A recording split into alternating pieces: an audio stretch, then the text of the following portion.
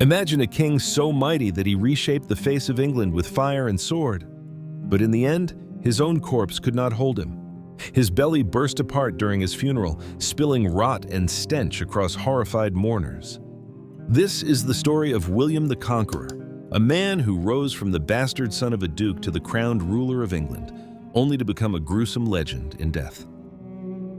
The year was 1066. Europe trembled under the boots of rival lords and warring knights. In Normandy, across the Channel from England, there lived a determined and ruthless warrior named William. Born in 1028 as the illegitimate child of Duke Robert of Normandy and a woman of humble station, William carried the mocking name William the Bastard. Yet from a young age, he learned that survival depended on steel nerves and a sharper sword. Normandy was a land divided by feuds and ambition, where even children learned to fight before they learned to read. The castles and keeps of this harsh province were filled with men who respected only strength, and William quickly showed he had plenty of it. His childhood was soaked in danger. Guardians betrayed him, rivals tried to kill him, and conspiracies threatened to rip away his inheritance. But William crushed his enemies one by one, gathering loyal knights and forging alliances through both fear and reward. The boy who should have died in a dozen plots instead grew into a formidable duke. His claim to leadership became undeniable. Meanwhile, England was restless. King Edward the Confessor, who had ruled with an uneasy peace, died without leaving a son. His death opened a deadly scramble for power. Powerful nobles schemed, and the crown was seized by Harold Godwinson, a respected Anglo-Saxon warlord. But across the sea, William was convinced that Edward had once promised him the throne of England. He believed Harold had sworn an oath to support his claim. To William, this was betrayal, and betrayal demanded vengeance. Determined to assert what he saw as his rightful place, William began a massive campaign of preparation. He summoned knights from all corners of Normandy, built a fleet of ships, and even won the Pope's blessing for his invasion. In the summer of 1066, his army gathered on the Norman coast, waiting for the winds to carry them toward the greatest gamble of William's life, an all-or-nothing bid to rule England and carve his name into history forever. Many believed William's bold invasion would end in disaster. To them, he was a foreigner, a bastard duke with questionable birth, sailing into the jaws of one of the strongest kingdoms in Europe. England's warriors were proud and disciplined, famous for their shield wall tactics that had repelled countless invaders before. Harold Godwinson was no fool. He was a hardened commander who had just defeated another challenger, the feared Norwegian Harald Hardrada, at the Battle of Stamford Bridge. With veteran huscarls at his side, Harold felt secure that he could crush any new threat. The odds seemed stacked against William. Storms nearly destroyed his fleet, and his soldiers were nervous about crossing the unpredictable channel. But William carried something that few rivals possessed: unstoppable determination and a genius for strategy. When the winds finally shifted, William sailed to Pevensey in late September 1066. He wasted no time establishing a base. His men threw up a wooden fort and raided nearby farms and villages, deliberately setting fires to draw Harold's attention. Harold, exhausted after marching hundreds of miles from the north, could not ignore the Norman raids. He rushed his army south, trying to surprise William before the invaders could strengthen their hold. On October 14, 1066, near the town of Hastings, the two armies met. At dawn, horns blared across the hills of Sussex. English shield walls locked together, creating a near-impenetrable line of spears and shields.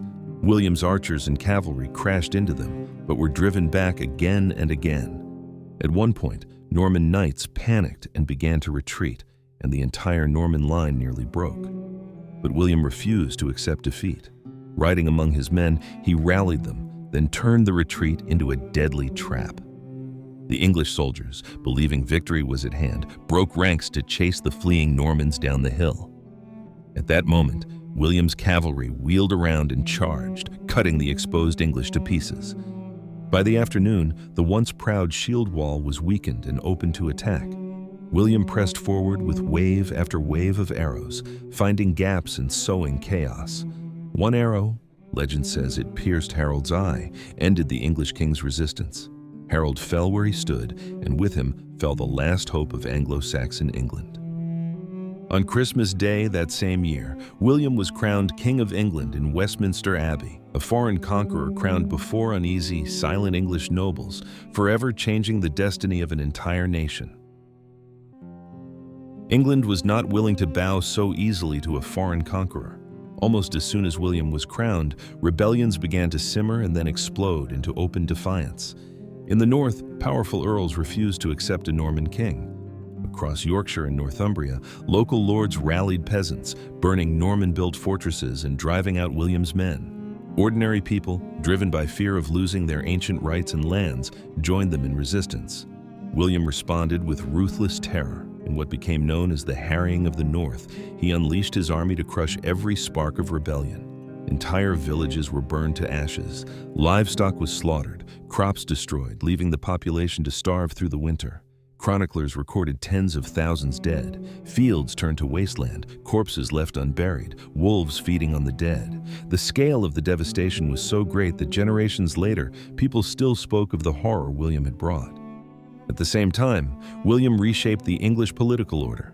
He seized lands from Anglo-Saxon nobles and granted them to his Norman barons. A new ruling class arrived, speaking Norman French, bringing new laws and customs. Castles sprouted everywhere, looming over towns as constant symbols of Norman dominance.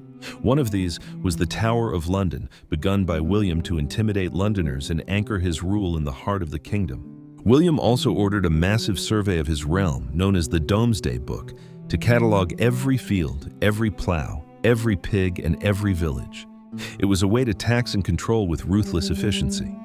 The Anglo-Saxon aristocracy was swept away, replaced by William's own men, loyal to him alone. But while he strengthened his hold on England, his own family began to fracture. His sons, Robert, William Rufus, and Henry, were fiercely ambitious and quick to quarrel. Rivalries among them threatened the fragile unity William had built. His wife, Matilda, tried to mediate between her husband and their children, but cracks widened as William aged. As rebellions flared in Normandy and barons schemed behind his back, William found himself pulled in two directions. In England, he ruled with iron discipline. In Normandy, he fought to defend his old lands. Slowly, the mighty conqueror began to tire. His health declined, his temper grew harsh, and enemies waited to strike the moment he faltered. In 1087, William faced not only rebellions among his Norman vassals, but also biting scorn from the French king, Philip I.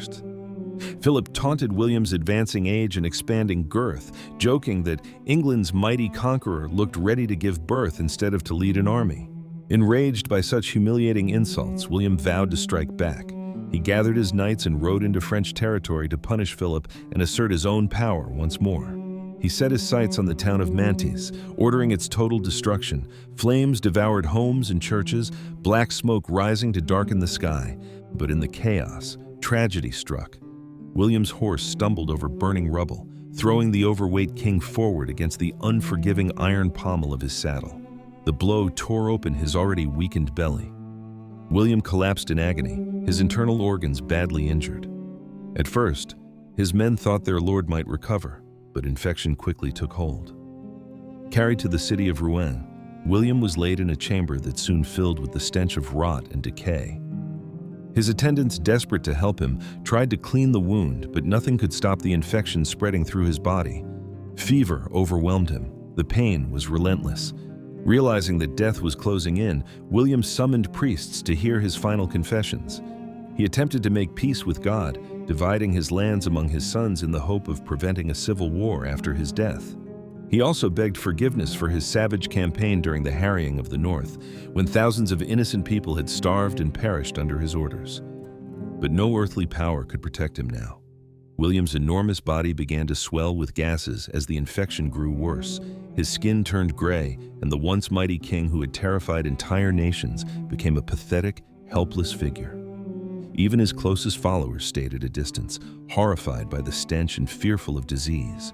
The same soldiers who had once charged at his command now barely dared approach him. The conqueror who had reshaped England with fire and steel was being devoured from within, helpless, rotting, and alone, unable to command even the loyalty of his own flesh, and abandoned in the final moments of his life.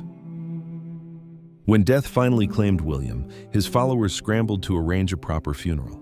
The king who had once commanded armies was now a rotting corpse no one wanted to touch. They struggled to find a coffin large enough to hold his swollen, bloated body. Eventually, they chose a stone sarcophagus in the Church of St. Stephen at Caen, a building William himself had funded in penance for his past sins. As the funeral procession wound through the streets, people watched in uneasy silence. William's legacy was complicated. To some, he was a righteous ruler, to others, a brutal tyrant. In the crowded church, priests began the funeral mass. Mourners prayed for his soul, though many feared he was already condemned. Outside, a fire suddenly broke out in nearby houses. The smell of smoke crept through the church, making people restless. Fearing the flames might spread, priests hurried to finish the ritual. They tried to force William's bloated corpse into the stone coffin, but the sarcophagus was too narrow. As they pushed and squeezed the swollen body, a terrible thing happened. The pressure became too great, and the corpse split open with a sickening crack. Putrid gases and rotting entrails spilled out into the church. The stench was so overwhelming that even hardened soldiers ran from the scene. Mourners covered their faces, coughing and retching as the great king's remains festered on the floor. Some fled the church entirely, unable to bear the horror. Priests, desperate to finish the burial, tried to sprinkle incense to cover the smell. But nothing could hide the spectacle of William's final humiliation. The king who had bent a kingdom to his will now lay burst and broken, a ruined corpse polluting the sacred space built in his name. In that moment, all William's conquests, all his power, seemed to vanish. His final act was not a triumph of glory, but a grotesque reminder of mortality. Even the greatest conqueror could not escape the decay of death. The priests hurriedly sealed the sarcophagus, leaving William to rot inside, and fled the church as the fire outside crept closer. William the Conqueror changed England forever. His castles, his laws, even his language still shape the country to this day. Yet his final moment showed a truth that still echoes. No matter how powerful, no matter how feared, every ruler faces death. And sometimes, death comes with one last act of humiliation. History remembers William as the unstoppable Duke of Normandy who took a kingdom by force, but it also remembers the king whose body exploded at his own funeral, a reminder that in the end, the flesh of even the greatest men rots the same.